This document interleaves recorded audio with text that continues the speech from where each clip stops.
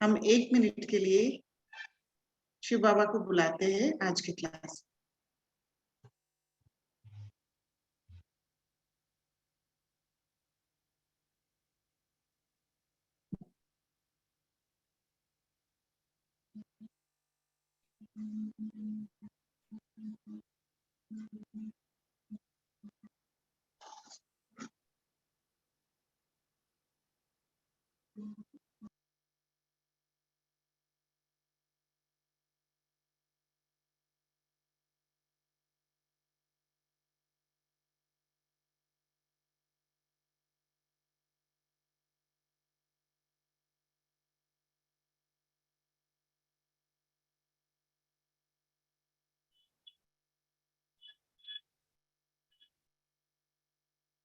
ओम शांति।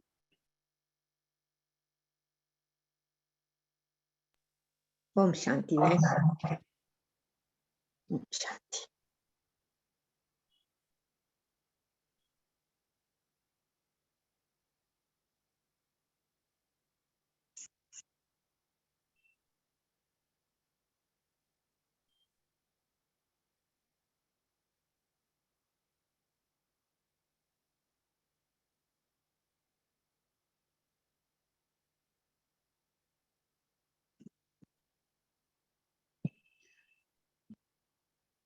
तो शुरू करने से पहले पहली बात जो बताना चाह रहे हैं हम, वो है विदेही और अशरीरी स्थिति। जैसे हमने शुरू किया है, हमने 1 मिनट के लिए शिव बाबा को याद किया, और शिव बाबा को याद इसलिए किया है कि आज जो क्लास हो रहा है वो कोई निमित्त आत्मा द्वारा हो रहा है, पर कराने वाला शिव बाबा ही है। उस भान से हम बैठेंगे और फिर उस हिसाब से जब हम सारे बातों को अंदर लेंगे तो ये एक विदेही स्थिति हो जाएगा। क्योंकि जब जब हम बाबा के जगह निमित्त आत्मा को देखते हैं, तब तब हम देह के भान में आ जाते हैं। हम नोटिस करने लग जाते हैं, हम देखने लग जाते हैं कि वो सामने बैठे हुए भाई या बहन कैसे क्लास करा रहे, या कैसे समझा रहे, या ये ठीक नहीं हुआ, वो ठीक नहीं हुआ, तो हम विदेही स्थिति में नहीं रह पाते हैं। तो विदेही स्थिति और ऐश्वर्य स्थिति, ये दोनों स्थिति बहुत ही न्यारा और प्यारा स्थिति है। तो विदेही माना शरीर में रहते हुए शरीर अलग और आत्मा अलग। जैसे अभी मैं बात कर लूं, मैं हूं शरीर में, पर मेरा ये भान है कि मैं शरीर को यूज कर रही हूं बोलने के लिए या सुनने के लिए। तो ये होता है शरीर अलग, आत्मा अलग। कोई भी हलचल नहीं, ना तन में होगा ना मन में होगा, क्योंकि बाहर कोई भी चीज हमारे सामने आ रहे, वो सारे चीज में तभी हम इन्वॉल्व हो जाएंगे या उसी सीन में बह जाएंगे, जब मुझे ये ध्यान नहीं रहेगा कि मैं आत्मा अलग हूं, अंदर में बैठी हुई हूं और ये शरीर हिल रहा है और मैं ही शक्ति दे रही हूं इस शरीर को हिलने के लिए। तो जो भी मेरे सामने हो रहा है वो मैं अलग हूं, मैं बिल्कुल स्थिर हूं, और इसी को कहते हैं देही अभिमानी स्थिति, जो विदेही स्थिति है। हम कहते हैं ना बी देही, या हम कहते हैं बी योग, माना योग नहीं। वी देही माना देही नहीं। देह में है, पर देह नहीं समझ रहे अपने को, मैं देह नहीं हूं। वो जो स्थिति है वो है विदेही स्थिति। दूसरा है अशरीरी स्थिति। जब तक मैं विदेही स्थिति को नहीं अपना पाती हूं, तब तक मैं पूरी तरह अशरीरी नहीं हो पाऊंगी। तो विदेही होने के बाद जब विदेही होना मैं सीख जाऊंगी, तब मैं अशरीरी स्थिति में जा पाऊंगी। और अशरीरी स्थिति माना मैं आत्मा, सिर्फ वो जो सितारा है, वो सितारा अंदर चमक रहा है, और ये शरीर बिल्कुल भी नहीं है। वो शरीर मुझे बिल्कुल दिख नहीं रहा है, सिर्फ मेरा पूरा एकाग्रता आत्मा पर है। और इसी स्थिति में भी हम काम कर सकते हैं, इसी स्थिति में भी हम कर्म करते हैं, और वो कर्म बहुत श्रेष्ठ होता है। पर मुझे ये भान नहीं रहता है कि मैं शरीर को इस्तेमाल कर रही हूँ कोई कर्म करने के लिए। मेरा पूरा एकाग्रता सिर्फ आत्मा पर होगा। तो ये क्लियर हुआ विदेही और अशरीरी में क्या फर्क है। तो कुछ उदाहरण देके आप लोगों को समझाना चाहती हूँ। जैसे अगर मैं कहती हूँ मैं हिमा हूं, यहां मुझे पता है कि मेरा शरीर का नाम हिमा है, और मैं आत्मा जो है अलग हूं। मेरा नाम नहीं है, आत्मा का नाम हिमा नहीं है, इस शरीर का नाम हिमा है। मुझे ये मालूम है आत्मा ने बहुत सारा ऐसे शरीर बदले हैं जो अलग अलग नाम से है। तो जब मैं कहती हूँ कि मैं हिमा हूं, तो इसका मतलब सॉरी, ये शरीर का नाम हिमा है और मैं सिर्फ एक आत्मा हूं। और जब मैं अशरीरी होती हूँ, तब मेरा नाम का भी मुझे ध्यान नहीं होगा, मुझे वो अवेयरनेस ही नहीं रहेगा, मेरा वो अलर्टनेस ही नहीं रहेगा कि ये शरीर का नाम क्या है, वो मेरे बुद्धि में ही नहीं रहेगा। तो इस दुनिया में जो भी मैं कार्य कर रही हूँ, जो भी कर्म कर रही हूँ, मैं वो विदेही स्थिति में कर रही हूँ, क्योंकि मुझे पता है कि मैं अंदर बैठ के ये हाथ पैर को ऑर्डर दे रही हूँ और हिला रही हूँ, और हिलाकर मैं वो कर्म कर रही हूँ, मेरे 5 कर्मेंद्रियों को काम में लगा रही हूँ। तो ये विदेही स्थिति है। और जब मैं अशरीर स्थिति में होंगी, तब मैं सिर्फ आत्मा का स्थिति में रहूंगी कि मैं एक आत्मा हूं। वो स्टार ही मुझे दिखेगा, मेरा वो भान बिल्कुल नहीं होगा कि मैं कर्म भी कर रही हूँ, मैं बोल भी रही हूँ, उसका मेरा भान ही नहीं रहेगा, जबकि मैं कर रही हूँ सब कुछ। और वो ऐसा एक स्थिति है जहां पर बिगर भान के हम हर एक कार्य को बहुत एक्यूरेट करते हैं। जो गीत गाना, अगर मैं अशरीर स्थिति में गीत गाती हूँ, तो वो अशरीर स्थिति में गीत भी बहुत सुंदर गाऊंगी, जबकि मुझे पता ही नहीं है कि मैं गीत गा सकती हूँ करके। जैसे एक उदाहरण देते हैं, किसी को बहुत बुखार है और हम एक थर्मोमीटर लेते हैं और थर्मोमीटर से बुखार को नापते हैं।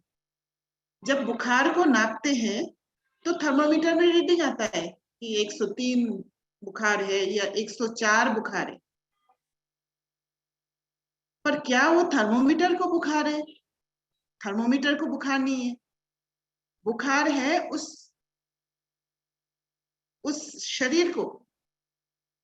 थर्मोमीटर सिर्फ रीड किया है कि इतना बुखार है, तो इससे कहते हैं विदेही स्थिति। जब हम विदेही रहते हैं तब मुझे ये भान है कि मैं ये कर रही हूँ, मुझे बुखार है, ये शरीर को बुखार हो रहा है, इस शरीर में दर्द हो रहा है, वो मुझे पता है। पर साथ में ये भी पता है कि ये शरीर अलग, मैं अलग हूं।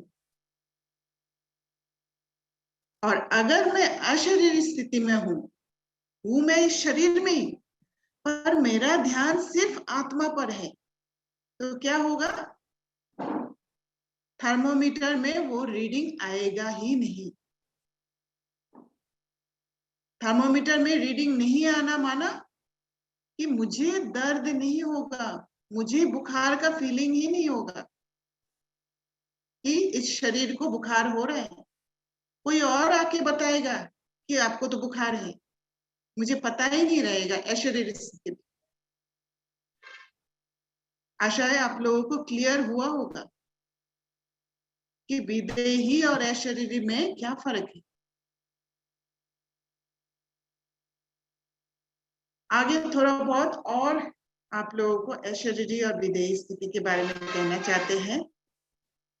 देखिए, जो वर्ड है विदेही और अशरीरी स्थिति, ये दोनों चीज जब हम सुनते हैं पहली बार तो लगता है कि बहुत प्रैक्टिस करने की जरूरत है, इसमें ये बहुत मुश्किल है, हमें कब हम वो स्थिति में जाएंगे। पर इस बात को अगर हम अच्छा से समझेंगे कि पूरा दिनचर्या में कितने बार मैं विदेही स्थिति को अपनाती हूँ और मुझे पता भी नहीं चलता है, क्योंकि बाबा हमें सारा दिन टीचर बनकर सिखलाते हैं। हम लोगों को ये मालूम होगा कि कभी कभी ऐसा भी होता है कि इतना खुशी होता है, इतना खुशी में होते हैं, कोई भी एक जैसे कुछ मिल गया हमें जो हमने आशा भी नहीं किया, और मुझे इतना खुशी होता है कि कोई आकर मुझे कुछ बोल गया, कुछ उल्टा पुल्टा बोला और मैंने बिल्कुल फील नहीं किया। ऐसे भी होता है, मैंने सुना है सब कुछ पर मैंने फील नहीं किया बिल्कुल भी। इसका मतलब मैं उस समय विदेही स्थिति में थी। और कभी कभी ऐसे भी होता है कि मेरे सामने बहुत बड़ा घटना हो गया और मुझे पता ही नहीं चला। सभी कहते हैं कि आपके सामने ही तो हुआ था, आपको पता नहीं है। तो वो स्थिति होता है अशरीरी स्थिति। जब हम विदेही स्थिति में होते हैं तो हमारा शरीर को एक इंस्ट्रूमेंट के हिसाब से काम कराते हैं, यूज करते हैं, और हम बाहर की दुनिया के साथ इंटरेक्शन में आते हैं, संबंध में आते हैं, पर खुद अलग रह के। पर अशरीरी स्थिति जब हम अपनाते हैं तब हम अंदर में बैठे रहते हैं, अंदर की दुनिया में हमारा पूरा फोकस रहता है। तो जब हम विदेही स्थिति में होते हैं तो दुनिया को हम देखते हैं, और कैसे देखते हैं? साक्षी होके देखते हैं। हम सिर्फ दूर से देखते हैं कि ये घटना चल रहा है, एक पिक्चर जैसे चलता है वैसे हम देखते हैं। उसमें ना हम कहते हैं कि उसका गलती है, ना हम सोचते हैं कि ये कितना अच्छा है, वो बस होते जाता है और वो चीज हमारे अंदर रजिस्टर नहीं होता है। पर जब हम अशरीरी स्थिति में रहते हैं तब हम है बाहर की दुनिया में, पर अंदर में इतना खोए हुए हैं, इतना अंदर के जो चिंतन है, अंदर के जो शक्ति गुण, उसमें इतना सीधा लाइन में खड़े हैं हम, जो हमें पता ही नहीं पड़ता है बाहर क्या। तो ये फर्क है विदेही और अशरीरी स्थिति में। जब हम विदेही स्थिति में रहना शुरू कर देते हैं तब धीरे धीरे हम अशरीरी स्थिति तक पहुंचते हैं। बाकी प्रैक्टिस करने के लिए हम दोनों चीज प्रैक्टिस कर पाते हैं बैठ के। चलते फिरते नहीं, बैठ के कर पाते। तो जब हम विदेही स्थिति को प्रैक्टिस करते हैं तो क्या होता है? विदेही स्थिति माना अंदर में बैठी हूं और अंदर बैठ के इन दोनों आंखों से मैं देख रही हूँ सामने क्या हो रहा है। नाक से उसका सुगंध ले रही हूँ, मुख से बोल रही हूँ, पैर से चल रही हूँ। जैसे कैसे होता है? जैसे ये कपड़ा, हमें अच्छे से पता है ये कपड़ा मेरा शरीर नहीं है, ये कपड़ा अलग और ये शरीर अलग, हमें अच्छे से पता है। वैसे ये शरीर रूपी कपड़ा अलग और मैं अलग। जब वो स्थिति में हम रहते, वो विदेही प्रैक्टिस होते हैं। तो हम बैठ के ये प्रैक्टिस कर सकते हैं कि मैं अंदर चमक रही हूँ और इन 5 कर्मेंद्रिय जो दरवाजा और खिड़की बाबा कहते हैं, उन द्वारा मैं इस दुनिया को अनुभव कर रही हूँ। तब होता है विदेही प्रैक्टिस। और विदेही प्रैक्टिस जब बार बार करेंगे, तब हम चलते फिरते उठते बैठते भी उस विदेही स्थिति में रहेंगे। और वहां जब हम दिनचर्या में प्रैक्टिस करते हैं, वहां पर बाबा हमें बहुत मदद करते हैं। बाबा भी हमें विदेही स्थिति जाने का ट्रेनिंग देते हैं। और वो कैसे होता है? जैसे जब हम परम धाम से आए थे, एक पॉइंट ऑफ लाइट, वहां से जब नीचे उतरे एक शरीर में आए, तो क्या हुआ? बीच का जो पॉइंट, एक सेंटर, एक सर्कल का एक सेंटर जो है, वो सेंटर से हम दुनिया में निकले। और अब जब बाबा आए हैं हमें सिखाने कि बच्चे अभी फिर से अपने स्वधर्म में टिको, वो जो स्थिति है पॉइंट ऑफ लाइट का, वहां पर जाना है। तो हम क्या कर रहे हैं? वो जो बाहर का बाउंड्री में जहां पर हम रोल प्ले कर रहे हैं, वहां से समेटते हुए धीरे धीरे हम वापस उस पॉइंट तक पहुंच रहे हैं। तो कैसे कैसे पहुंचते हैं? आज तक हमने बाहर के दुनिया में कितने सारे संबंध जोड़ रखे थे, और हर एक संबंध के साथ हमारा इतना अटैचमेंट हो रखा है, मोह है। जो थोड़ा सा उनको दर्द होता है, उनको तकलीफ होता है, तो हमें भी तकलीफ होता है। थोड़ा सा उनका कुछ गलती दिख गया तो हम भी हलचल में आ जाते हैं। तो बाबा ने क्या किया?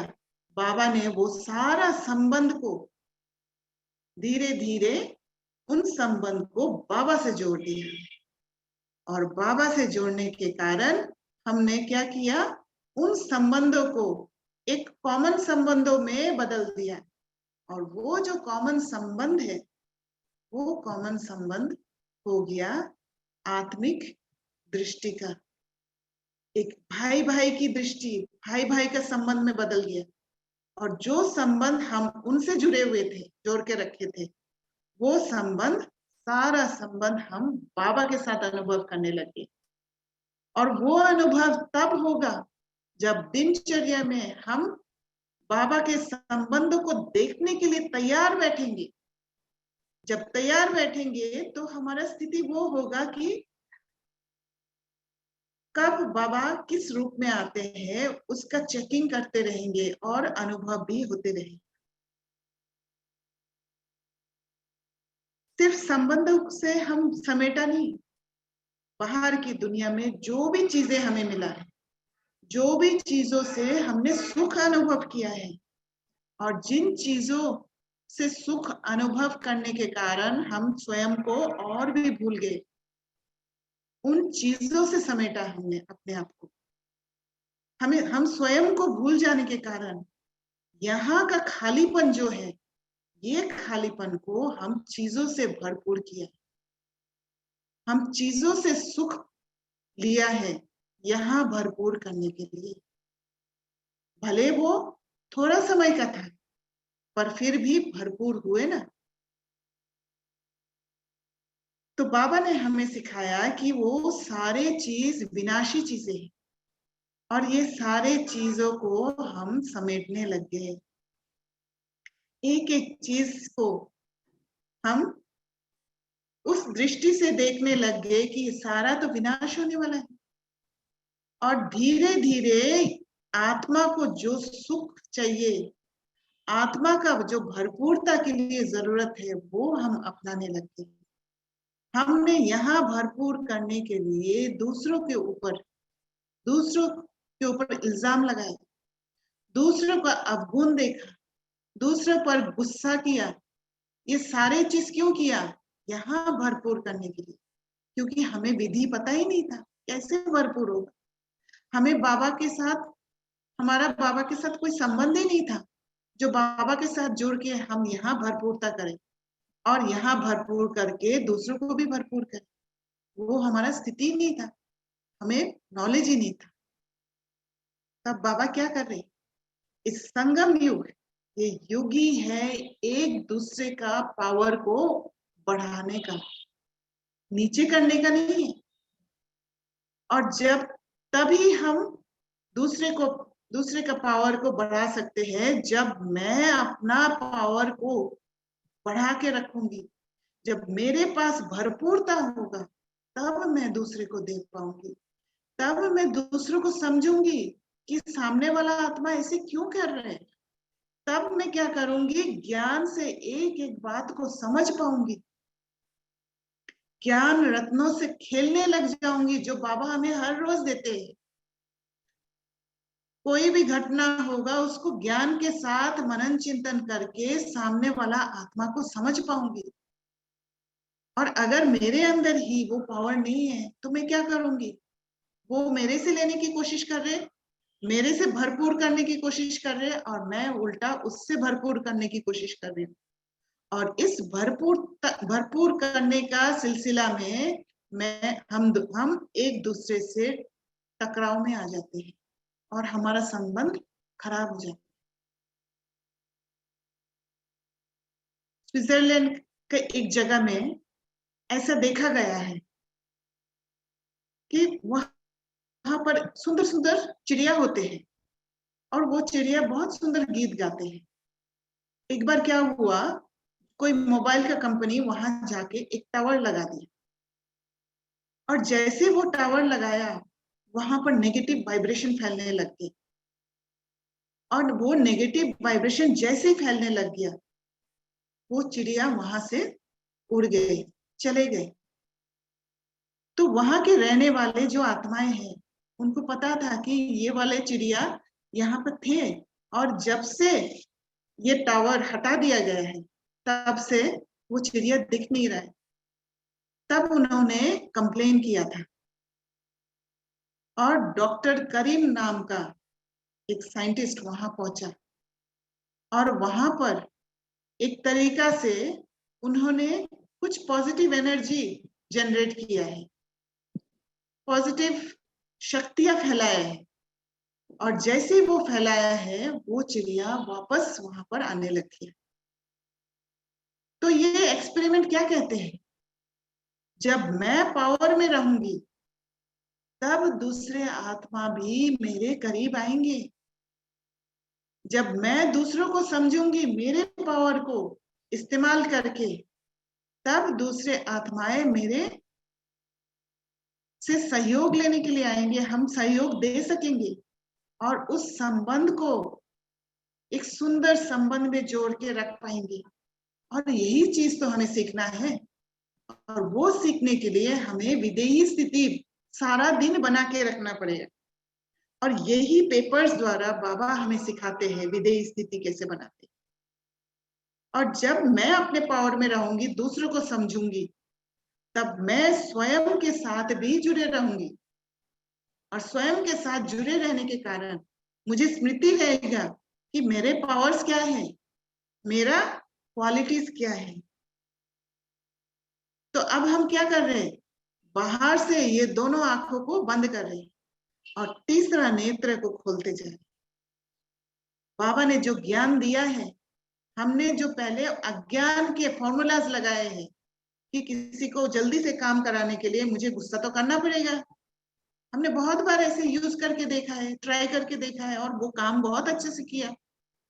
तो हमारे अंदर एक विश्वास बैठ गया है कि ये काम करता है, और वो विश्वास को तोड़ना बहुत मुश्किल है। हमें बहुत काम करना पड़ेगा उसमें। अब बाबा ने आके ज्ञान दिया हमें कि बच्चे प्यार से जीतो उस आत्मा को, और प्यार से जीत के उस काम को निकालो। और हमारा बुद्धि, हमारा दिमाग उस बात को एक्सेप्ट ही नहीं कर पा रहे। क्यों एक्सेप्ट नहीं कर पा रहे? अगर आप लोगों को किसी ने इतना दिन से हमें पता है कि गुलाब जामुन है, गुलाब जामुन कैसा होता है? मीठा होता है। और कोई आके बोले कि नहीं नहीं, गुलाब जामुन तो नमकीन होता है, ये खट्टा होता है, हम नहीं एक्सेप्ट कर पाएंगे, क्योंकि हमने इतना दिन से खाया, इतना दिन से अनुभव किया कि गुलाब जामुन तो मीठा ही होता है। तो हमारे लिए जो ज्ञान की बातें ऐसे महसूस हो रहा है। तो सारा दिन में बाबा हमें ऐसे ऐसे घटना दे रहे हैं, ऐसे ऐसे ड्रामा के सीन्स दे रहे हैं, जिससे हम अनुभव करें। कैसे अनुभव करना है? जो पुरानी बातें हमने सीखा है रावण से, जो आज भी बाबा ने बोला कि रावण हमारा दुश्मन है, एक नंबर का दुश्मन है।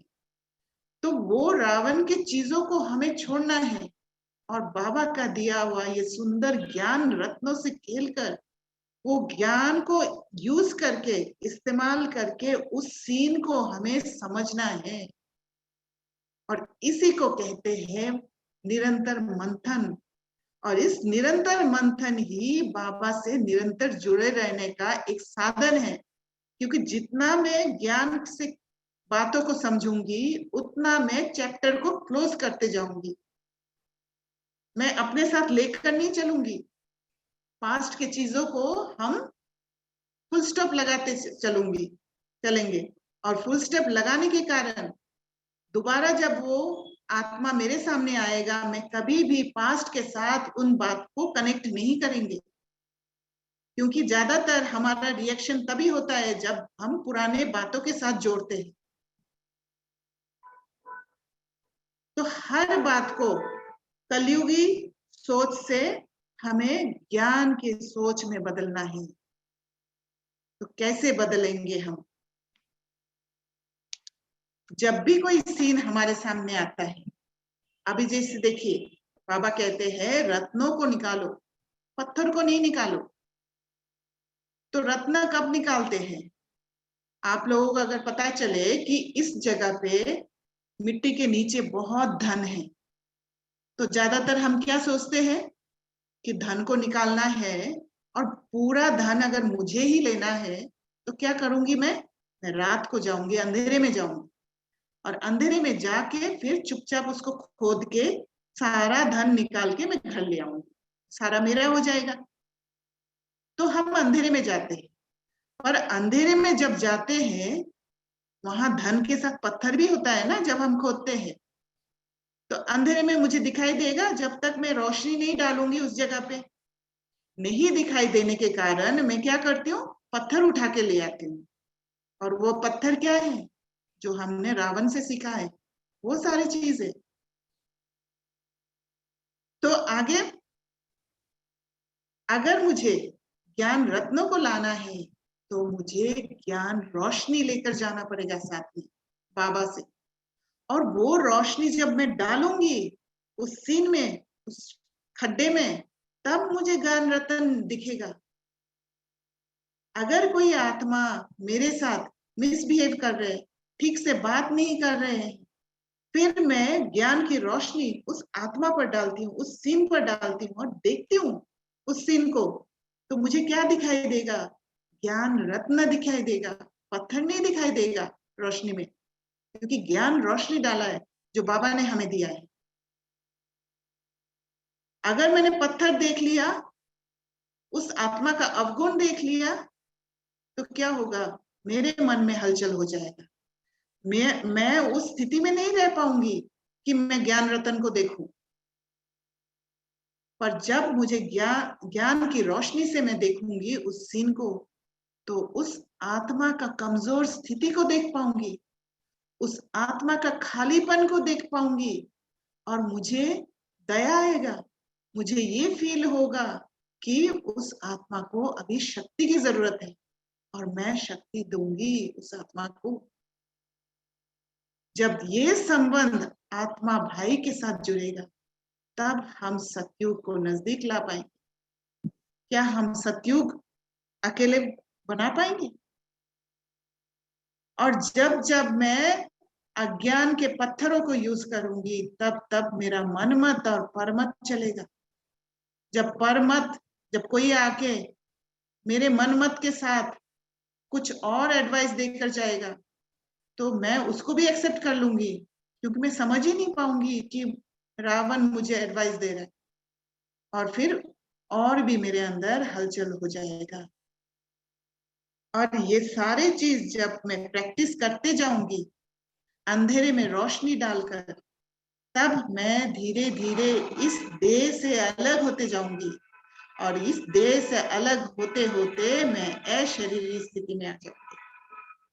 और फिर मुझे सिर्फ आत्मा का ध्यान, बार बार आत्मा का ध्यान आएगा। कर्म करते हुए भी आत्मा में टिक जा पाऊंगी और आत्मा में टिकने के कारण मेरा हर कर्म परफेक्ट होगा। मैं किसी आत्मा को दुख नहीं दूंगी। हर आत्मा के साथ मेरा कार्मिक अकाउंट जो भी होगा वो पूरा होते जाएगा। मैं बाबा के इस कार्य में मदद कर पाऊंगी। और बाबा के कार्य में मदद करना माना बाबा जैसे बनते जाना। और जब बाबा और मैं एक जैसे बनते जाऊंगी तो बाबा और मेरे बीच का जो दूरी है वो धीरे धीरे कम होते जाए और बाबा का दिल तख्त नशीन बन जाऊंगी। तो क्या होता है, सबसे पहले हम बाबा के साथ जुड़ते हैं और बाबा के साथ जब हम जुड़ते हैं तो क्या होता है, हमें शक्ति मिलता है। तो पहला स्टेप हम क्या करते हैं, जैसे ही बाबा को पहचानते हैं हम योग करना शुरू करते हैं। और जो जो हमारा पुराना दर्द है, जैसे एक हाथ में घाव हुआ है उसमें मलहम लगाना पड़ेगा ना। जब तक मैं मलहम नहीं लगाऊंगी तब तक ये ठीक नहीं हो पाएगी। तो बाबा का ज्ञान और बाबा की शक्ति ये मलहम लगाते हैं हमारे घाव पर। वो जो पुराना घाव है उसको हम जब ज्ञान से समझते हैं तो फिर वो धीरे धीरे मैं भूलने लगती हूँ और धीरे धीरे इस शरीर से अलग होती हूँ। सामने वाला आत्मा को मैं स्वीकार करने लगती हूँ और उनको स्वीकार करने के कारण वो हमारे बीच में वो बॉन्डिंग होने के कारण हम एकता की तरफ जाते हैं। धीरे धीरे मैं सीख जाती हूँ कैसे साक्षी होके दूसरे का पार्ट को देखना है।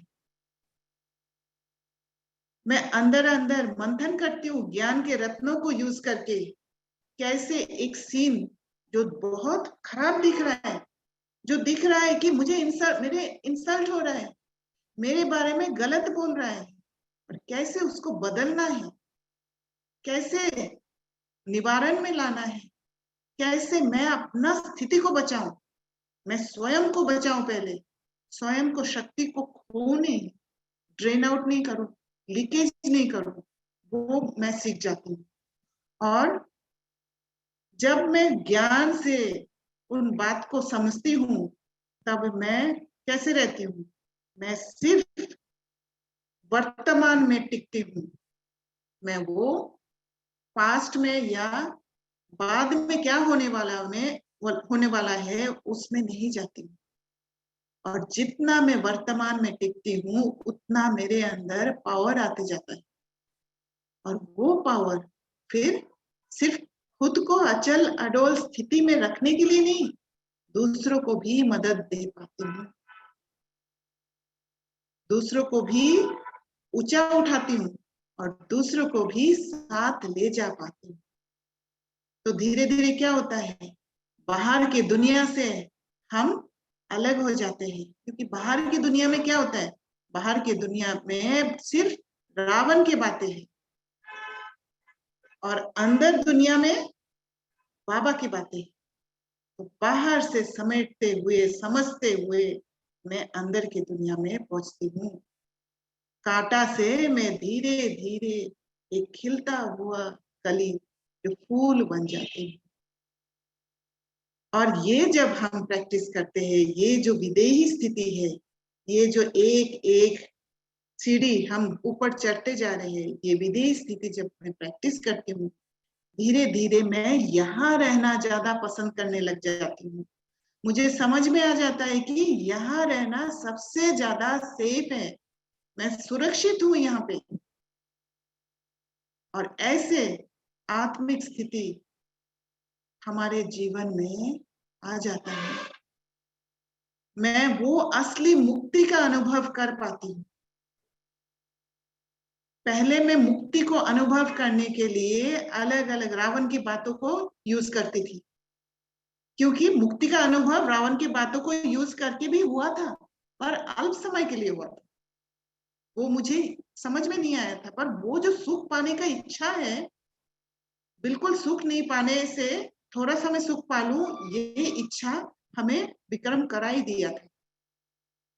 पर बाबा से हमने सीखा है कि परमानेंट मुक्ति कैसे मिल सकता है, बंधन मुक्त मैं कैसे हो सकती हूँ, जब मैं हर एक सीन को ज्ञान से समझूंगी, तब एक एक चीजों से बंधन मुक्त होते जाएंगे। जहां जहां मेरा बंधन है, वो इसी कारण से बंधन है क्योंकि मैं पुराना सोच को यूज किया था। जब बाबा की सोच से मैं उस चीज को देखूंगी, वो सुखदायी सीन हो जाएगा, और सुखदायी सीन होने के कारण मुझे मुक्ति का अनुभव होगा। और मैं मुक्त जब रहूंगी, हर पल मुक्त, हर पल को सुख स्वरूप में टिकूंगी, तब दूसरे आत्माओं को भी मुक्त होने में मदद करूंगी। और दूसरे आत्माओं को मुक्त करना बहुत बड़ा पुण्य का काम है। और ज्यादा से ज्यादा समय मैं अंदर रहना पसंद करूंगी, जैसे दादी जानकी रहते थे। 90% दादी जानकी अंदर रहते थे और 10% बाहर रहते थे, और फिर मुझे अशरीरी स्थिति का अनुभव होता है। तो कैसे काम करता है हमारे दिमाग में? जैसे ये वाला स्थिति है, ये एक जगह है जिसको कहते हैं एमिगडाला, हमारा ब्रेन में। ये जो है, जब जब मैं ये विदेही स्थिति का प्रैक्टिस करती हूँ दिनचर्या में, तो हमारे अंदर ब्रेन में एक जैसे लाइट का वायरिंग होता है, वैसा नया वायरिंग का सिस्टम बैठ जाता है। और बार बार जब हम करने लग जाते हैं तो क्या होता है, वो वायरिंग भी, वो रास्ता परमानेंट रास्ता बन जाता है हमारे ब्रेन में। जब जब हम टेंशन में आते हैं, जब जब हम स्ट्रेस लेते हैं, डर होता है, तो क्या होता है, ये जो एमिगडाला हमारा ब्रेन का जो एक पार्ट है, उसमें से एक हार्मोन रिलीज होता है, और उसी कारण से हम बहुत टेंशन में आ जाते हैं। इसी कारण से हमारा ब्रेन अभी बहुत बड़ा है। पर धीरे धीरे हम जब ये विदेही स्थिति का अनुभव करने लग जाएंगे, हमारा सोच कम चलेगा, हम ज्यादा शांत रह पाएंगे, तो ये ब्रेन जो है धीरे धीरे छोटा होते जाता है।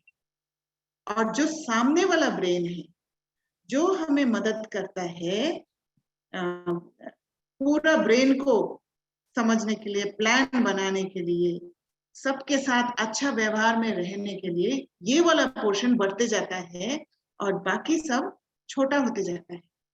इसी कारण से सतयुग में कहा जाता है, हमारा जो माथा का जो साइज है, जो सिर का साइज है, वो थोड़ा सा लंबा, जो दिखने में थोड़ा सा लंबा होता है और छोटा होता है, इतना बड़ा नहीं होता है। तो धीरे धीरे क्या होता है, हम दिमाग को समझाते हैं ज्ञान की बातों से। जब दिमाग को समझाते हैं, दिमाग हमें एक्सेप्ट करने लग जाते हैं, और फिर हमारा दिल जो है, ये दिल और दिमाग भले बाहर से हम यूज कर रहे हैं समझने के लिए, पर है आत्मा में। दिल और दिमाग में एक बैलेंस स्थिति आने के कारण हम हर एक आत्मा को बहुत अच्छा से स्वीकार कर पाते हैं, और स्वीकार करके फिर एक एकता का अनुभव करते हैं। इसीलिए बाबा कहते हैं 8 घंटा का योग। ये 8 घंटा का योग मदद करते हैं हमारा ब्रेन का वायरिंग में, नया वायरिंग करने के लिए। अब विधेय स्थिति एक सीन में आप लोगों को ज्यादातर हमने समझा ही दिया है, थोड़ा सा और समझाना है। जैसे हम एक जगह पे है और मुझे उस जगह तक पहुंचना है, ये मेरा मंजिल है। तो इस जगह पे जब रहते हैं, उस मंजिल तक पहुंचने के लिए हमें आगे बढ़ना होता है, एक एक स्टेप आगे बढ़ना होता है। पर हम क्या करते हैं, जब एक एक स्टेप आगे बढ़ते हैं, वहां जाके रुक के पता नहीं वो मिलेगा कि नहीं मुझे, पता नहीं वो अभी आ गया। जैसे जैसे सीढ़ी को पार करते हैं, तो एक एक सीढ़ी पार करते, उस सीढ़ी में मुझे बहुत सारे आत्माएं मिल जाते हैं और उन आत्माओं को देख के हम घबरा जाते हैं। हम सोचते हैं पिछले बार उसने रोका था, अब भी मुझे रोकेगा, पुरानी बातों से जोड़ लेते हैं और फिर उस जगह पर हम अटक जाते हैं। हम ड्रामा को खोलने नहीं देते और वहां हलचल आ जाता है, हमारा स्थिति खराब हो जाता है और हमारे अंदर संशय आ जाता है, पता नहीं वहां तक मैं पहुंच पाऊंगी कि नहीं पाऊंगी। तो ड्रामा का सुंदर सीन को खोलने देना है और खोलने देने के लिए मुझे सबसे पहले अपना स्थिति को स्थिर रखना पड़ेगा। चाहे कुछ भी मेरे सामने आ जाए, बाबा मेरे साथ है और सबसे ऊंचा बाबा जब मेरे साथ है, मेरे साथ, और हमें पता है संगम युग में कोई भी अकल्याण नहीं होगा, तो मेरे साथ कोई भी बुरा नहीं हो सकता है। पुराना अज्ञान वाली बातों को जब हम जोड़ते हैं तो हमें ऐसे दिखता है कि यहाँ पर कुछ गड़बड़ होने वाला है, पर अपने को बोलना है नहीं, पुरानी बातें मुझे अब यूज नहीं करना है, मुझे ज्ञान से समझना है हर बात को और धीरे धीरे एक एक सीढ़ी को खोलते जाना है, खोलते जाना है। ध्यान उसी में रखना है, प्रेजेंट में, वर्तमान में, कैसे मैं एक एक सीढ़ी को खोलते जाऊं। और जब मैं वो स्थिति को रखूंगी, परमानेंट रखूंगी, शांत रखूंगी, मन में हलचल नहीं होगा, वो विदेही स्थिति, और विदेही स्थिति से फिर वो शांत स्थिति, अशरीरी स्थिति में टिकूंगी, तब वो रिजल्ट जो है, जो मेरा इच्छा था पाने का, वो ऑटोमेटिक मेरे पास आ जाए, मुझे कामना रखने की जरूरत ही नहीं है। और यही स्थिति जब हम पाएंगे तो हम वो इच्छा मात्रम अविद्या की स्थिति में पहुंच जाएंगे। ये ड्रामा बहुत सुंदर है, इस ड्रामा को हम समझेंगे तो ये ड्रामा जो माँ के रूप में हमारे जीवन में आया है, उनसे हमें एक रिश्ता जुड़ जाएगा, वो माँ से, और हमें एक बहुत सुख का फीलिंग आएगा, एक प्यार का फीलिंग आएगा ड्रामा के साथ। तो हमने देखा है जब भी बहुत बड़ा तूफान आता है, तूफान चारों तरफ ऐसे घूमता है, जैसे इस फोटो में दिखा रहे हैं, चारों तरफ बहुत तूफान होता है और बीच में शांत होता है। और ये है हमारा अशरीरी स्थिति, जहां पर मैं बिल्कुल, जब भी कोई अशांति, चारों तरफ अशांति है, दिख रहा है, कोई मुझे डांट रहा है, कोई कुछ कह रहा है, कोई कुछ कह रहा है, जाके एकदम यहाँ बैठ जाना है। और जब यहाँ मैं बैठ जाऊंगी तो सारा हलचल शांत हो जाए, मेरे अंदर हलचल नहीं होगा, भले बाहर कितना भी तूफान हो रहा होगा। तो ये मेरा अशरीरी स्थिति हो जाएगा। स्वयं को अगर बचाना है तो ये प्रैक्टिस मुझे उस ड्रामा के हलचल से भी बचाएगा। ड्रामा को समझना और हर एक आत्मा को, पार्ट को समझना मेरे लिए बहुत आसान हो जाएगा। तो अब देखते हैं बाबा क्या कहते हैं अशरीरी और विदेही स्थिति के बारे में। बाबा कहते हैं, बाबा शब्द ही पुरानी दुनिया को भूलने का आत्मिक बॉम्ब है। बाबा ने 6/2/1980 में बोला था, क्योंकि यही हमें पुरानी दुनिया को भूलना माना, विदेही स्थिति और अशरीरी स्थिति तक पहुंचना। दूसरा है प्रीत में रहना, अर्थात अशरीरी सहज बनना। जब हम बाबा के प्यार में खो जाते हैं तो हमारे कान से बाहर की कोई चीज नहीं घुसता है, हमारे आंखों से कोई भी चीज नहीं घुसता है। तो ये भी एक विदेही और अशरीरी स्थिति का महावाक्य है। अगला है, कितना भी बिजी हो, लेकिन बिजी होते हुए भी 1 सेकेंड अशरीरी बनने का अभ्यास अब अभी से करके देखो। जब ये अभ्यास होगा तभी हमें समझ आएगा, हम अलर्ट रहेंगे कि हम अभी अशरीरी स्थिति में हैं। ऐश्वर्य स्थिति में ही मैं अपने आप को बचा पाऊंगी, वो अनुभव होगा, वो अनुभव ही हमें वो स्थिति तक पहुंचाएगा। अगला है बीच बीच में अशरीरी आत्मिक स्थिति में स्थित रहने का अभ्यास भी जरूरी है, क्योंकि आने वाले समय में चारों ओर के हलचल में अचल स्थिति की अवस्था है। तो बाबा जो कहते हैं अंगद समान बनो, तो वो स्थिति हमें ये दोनों चीज का प्रैक्टिस से ही होगा। तो 1 मिनट 2 मिनट है, 2 मिनट में हम बाबा को आगे रख के एक विदेही स्थिति और एक अशरीरी स्थिति कैसे अभ्यास करते वो भी हम थोड़ा सा प्रैक्टिस करेंगे। बाकी एक चीज और मैं शेयर करना चाहूंगी, जब हम जैसे बाबा कहते हैं मेरा को तेरा में बदल दो, जब हम हर चीज को मेरा में तेरा में बदलेंगे, जैसे घर में हमारा घर है, हम जिस गृहस्थ में रहते हैं वहां हर एक आत्मा को बाबा का समझेंगे, वहां हर एक चीज को बाबा के घर की चीज समझेंगे।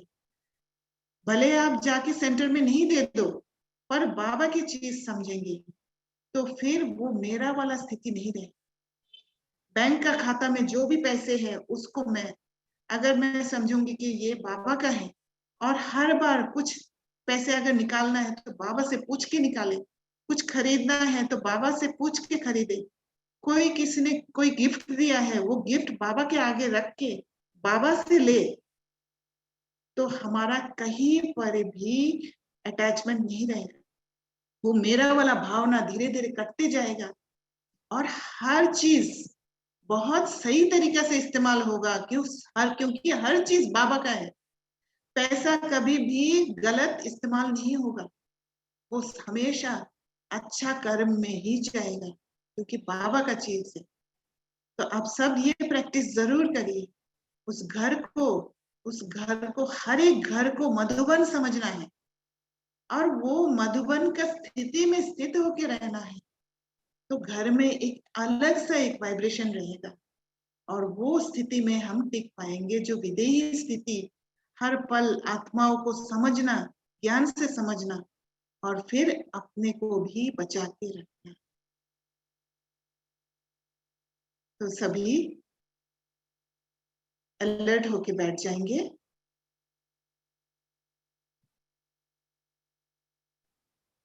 और लंबे सांस लेंगे। और जैसे जैसे लंबे सांस लेते हैं, देखेंगे कि हमारा रीढ़ के हड्डी के अंदर सफेद शक्ति नीचे से जाते हुए ऊपर तक पहुंच रहा है।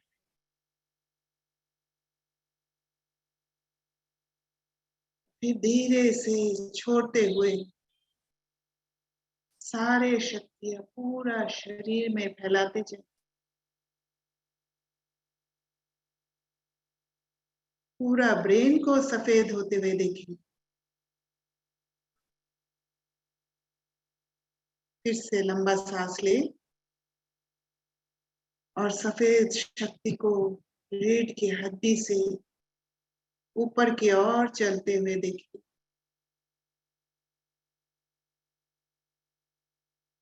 फिर से वो सांस छोड़े और पूरा शक्ति को पूरा शरीर में फैलते हुए देखें।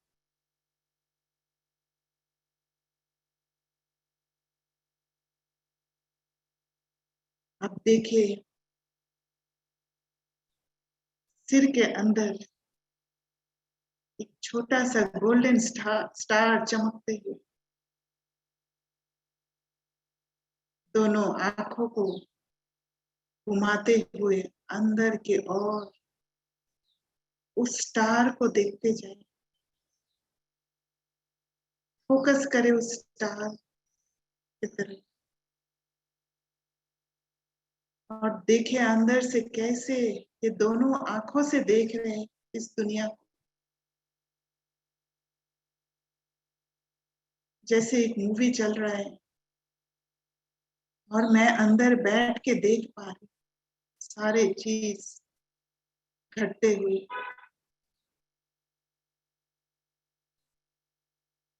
कानों से महसूस करें बाहर के आवाज, चाहे चिड़िया का आवाज, चाहे गाड़ी का आवाज, चाहे ये क्लास की आवाज मेरे कानों द्वारा प्रवेश करके मुझे आत्मा तक पहुंचना।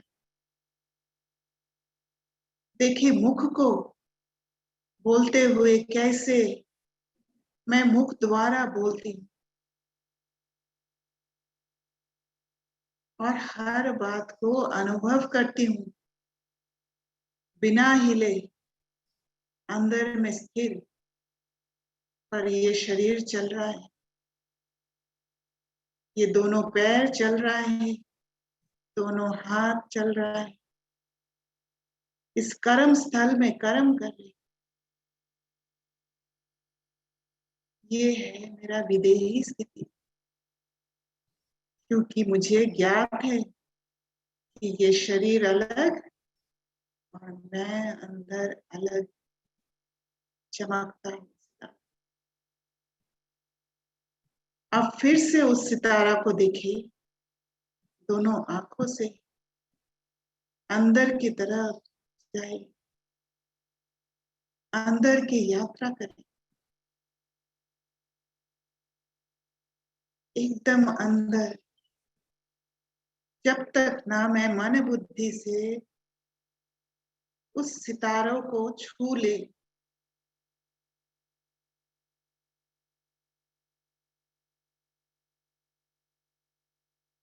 जैसे कि एक धागा के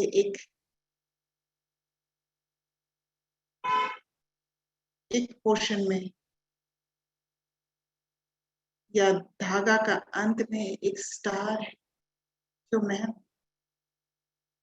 और एकाग्र हो जाए उस स्टार, देखते रहे उस स्टार,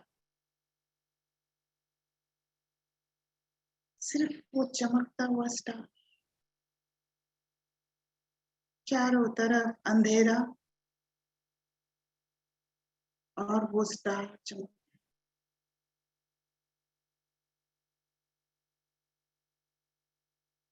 चमक को देखें।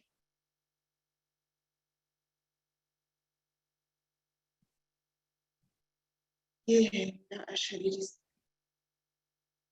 आप सबको अनुभव हुआ होगा कि जब हमने वो स्टार को देखा तो हमें शरीर के बारे में कुछ ध्यान नहीं रहा। तो ये दो चीज आप लोग प्रैक्टिस करिए, अमृत वेला और नुमाशाम दोनों 2 बार रोज प्रैक्टिस करिए। और 2 बार ऐसे प्रैक्टिस करना है, अगर 1 घंटा भी